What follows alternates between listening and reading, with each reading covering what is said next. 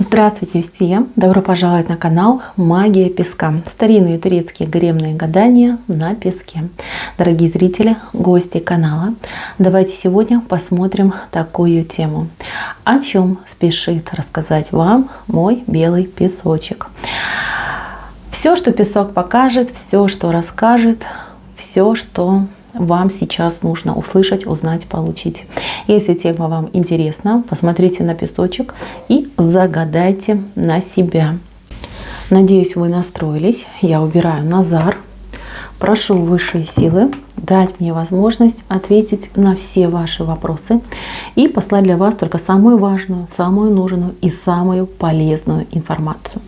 О чем же мой песочек желает вам сегодня и прямо сейчас рассказать.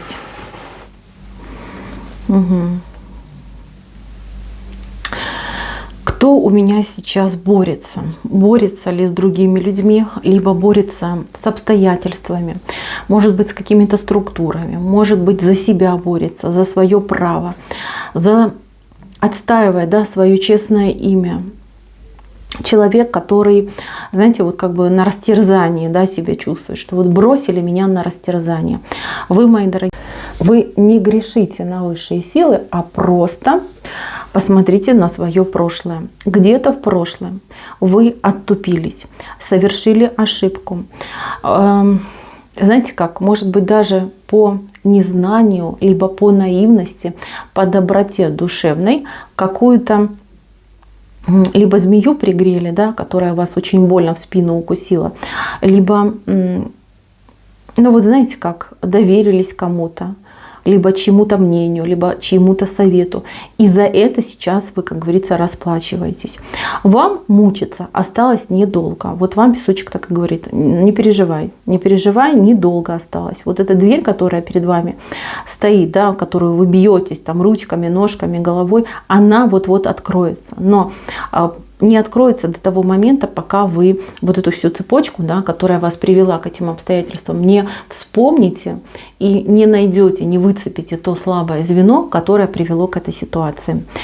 Вот как ни крути, вот какой-то прям урок вам идет. Урок, как хочется сказать, сам заслужил, человек. И почему это все сейчас происходит? Потому что у вас на будущее. Тут, скорее всего, будущее немножечко отдаленное, но оно будет начинаться буквально вот на днях. Какая-то идет возможность, какая-то перспектива, какой-то шанс в корне поменять всю свою жизнь. И вы, не осознавши вот эту ошибку, вы не можете двинуться вперед. Вот такой момент идет. Мои дорогие, кто сейчас вот вообще тоже там, знаете, может и нету каких-то сложностей у вас в жизни, но вы сидите на попе ровно, ничего в вашей жизни не меняется, сидите прям в каком-то болоте, тоже подумайте, что привело вас к этому состоянию. Чем раньше вы осознаете вот свое слабое место, тем быстрее у вас откроется вот эта возможность на новую жизнь, на резкую перемену, на головокружительную перемену, я бы даже сказала. Потому что у меня здесь уход. Вы видите, вы уходите от туч, вы уходите от развилок, вы уходите от лихих людей и обстоятельств. Вы уходите, и уходите вы, знаете как, с легким сердцем. То есть вам не за что тут держаться. Для вас это как освобождение идет, как свобода, чистый глоток воздуха. Мало того, здесь вы уйдете так, что вот за вами еще кто-то последует. Вот за вами несколько людей еще следуют. Либо примером для кого-то будете, либо вот эта ваша жизненная перемена, она затронет и жизни еще нескольких людей.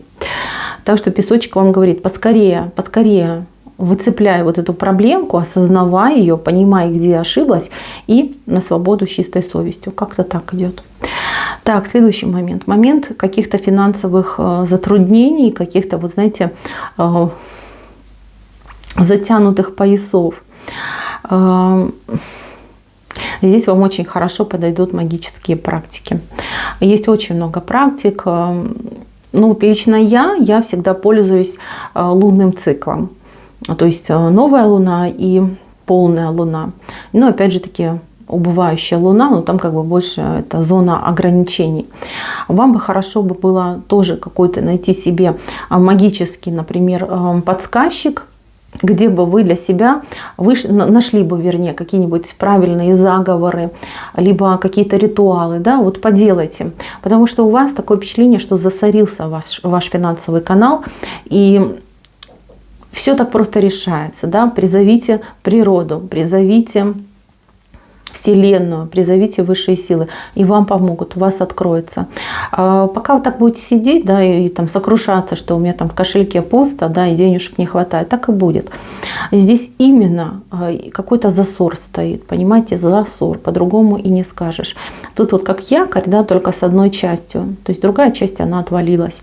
И вот этот еще вот крючок, он еще вас держит и не позволяет вам, ну, скажем так, жить, наслаждаться жизнью и не чувствовать себя ограниченным человеком. Так, если вам будет интересно, пишите в комментариях, я дам вам вот обряды, да, на денежку, на то, чтобы денежка росла. Ну, те, по крайней мере, которыми пользуюсь я.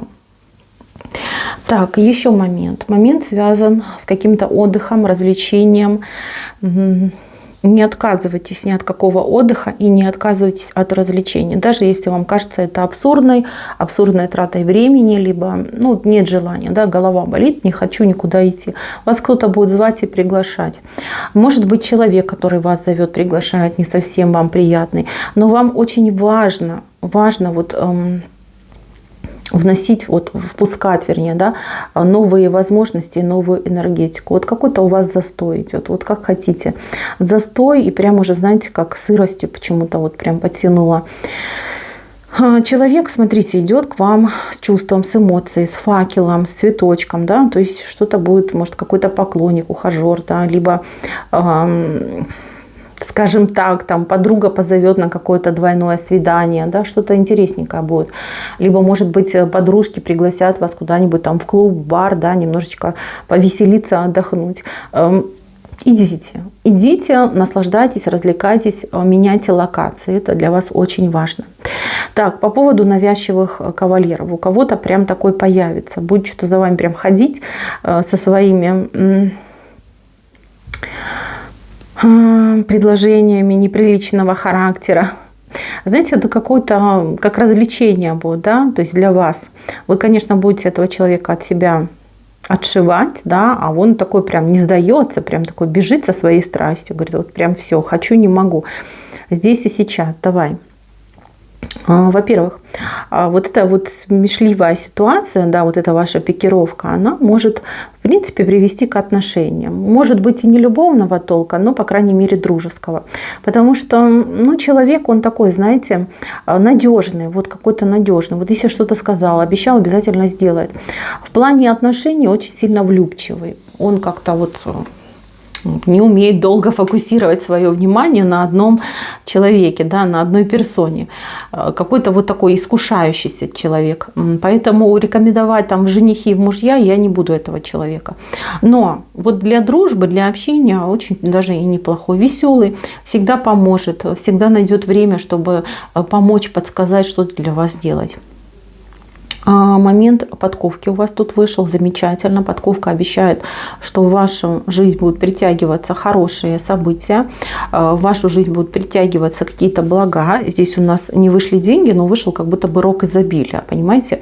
Рог изобилия – это и про еду, это и про насущное, это и про обстоятельства, и какие-то маленькие, какие-то вот, ну, не крупные, да, но маленькие, может быть, даже удачные приобретения, либо удачные возможности, что-то типа такого. По поводу денег я уже вам сказала, делайте что угодно, да, то, что вам понравится, то, что найдете, но нужно делать, потому что нужно чистить обязательно.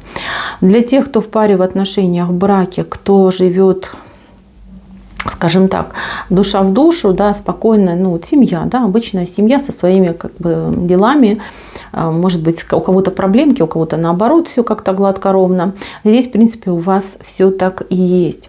Но опять же таки, очень сильно все подвязаны на вас, на ваше настроение, на ваше состояние. Вы, может быть, и сами уже это замечали, причем замечали и не раз. Ну, я не могу тут вам сказать, да, улыбайтесь постоянно, там, либо активничайте, но это ненормально, да, человек не может 24/7 ходить и улыбаться. Здесь очень важно, возможно, почаще говорить с вашими близкими, будь то муж, будь то дети, о том, что, ну, нужно, во-первых, на себя брать какие-то обязанности. Если тебя не просят, это не значит, что ничего не нужно делать. Ну, вот как-то больше, может, к самостоятельности призывать, к ответственности, может быть. Просто не требуя и не высказывая, да, что вот как это так, вы там все такие без меня, там беспомощные. А, ну, поговорить о том, что вот, детки, вы уже взрослые, да, можно там и постель за собой застелить, да, и можно даже там, если еще повзрослее детки, да, тебе что-то покушать, приготовить, либо там до стирки донести вещи, да, о них там не комкать и там куда-нибудь под диван не запихивать. То же самое можно и с вашим партнером, мужем поговорить. Если вам нужна помощь, то, конечно же, прям можете сказать, там, давайте там график составим, кто убирает, кто готовит, кто там посуду моет. Это будет гораздо лучше, чем молчать, терпеть, либо потом срываться и говорить, что вот никто мне не помогает, я все тащу сама на себе. Вы понимаете, вы ключ и замок. Ключ и замок от вашего семейного счастья и от счастья тех, кто находится в вашей семье. Вот вы должны об этом всегда знать, не забывать, помнить и относиться с ответственностью к этому. Понимаю, что сложно, иногда сложно, потому что, ну, все мы люди, да, все мы можем там психануть, но тем не менее, особенно вот девушки, женщины. А у кого-то, кстати, мужчина такой, да, мужчина, который, ну вот, свет наш батюшка, да, то есть все что-то сидят, на вас смотрят и от вас ждут.